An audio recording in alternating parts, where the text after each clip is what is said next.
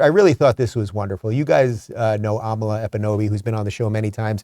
She's a contributor at PragerU. She's a good friend of mine. She's become just an absolute all-star in fighting this woke nonsense. She went on Dr. Phil and debated with a professor from Arizona State. His name is Neal Lester, on cultural appropriation. And I just thought this was wonderful. A lot of the time that people that I've seen are called out for this, it's not that they were making fun or mocking in some way. It was just that they had adopted a fashion or a style or whatever. I would say that's a performance. So if somebody's culture and somebody's identity becomes a performance, then it's reductive.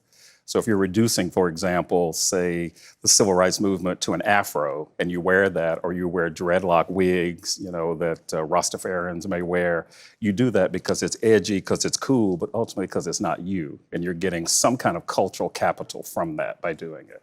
And who's hurt by that? Well, it's not a matter of who's hurt by it, it's who's being disrespected by it. Well, who's being disrespected by it? A whole culture of people whose identities are wrapped in whatever you're dressing into and can then take off. Amala, you don't agree? I don't, no. You think worrying about appropriation is a waste of time? I think not only is it somewhat a waste of time, but it's nearly impossible. You just mentioned there are nearly hundreds of ways that one could appropriate somebody else's culture or their livelihood. And to expect any one human being to keep on top of that throughout their entire life, I think, is an unrealistic ask. And I think imitation is a form of flattery. I appreciate my food by eating it. I appreciate the hair that I wear by wearing it, by putting on the clothes that I wear. And every single item around us in this room could probably be attributed to a certain culture. Do we have to constantly worry about what culture we gain things from? You really put those on the same level?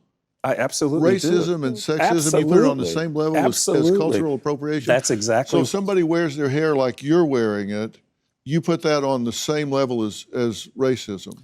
Absolutely. Wow. I put that on the same level as white supremacy, because white supremacy is intersectional. A professor, this man is a professor at Arizona State. Everything that he said there is complete nonsense, except it's nonsense that has now been wholly imported into the Democrat Party. There are no Democrats, except maybe for Bill Maher and a small cadre of other people who are willing to fight that nonsense. You can wear whatever haircut you want.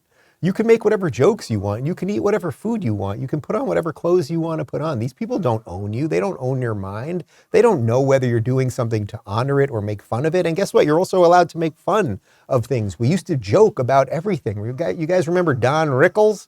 Remember Don Rickles, who would literally walk out into an audience and talk about the Chinaman and the Jew and the black guy and the Latino and blah, blah, and make fun of absolutely everybody. And then everybody was like, oh, we're all part of America. We're all in on the joke, as opposed to, well, I can't make fun of you over there because you might blow yourself up or something.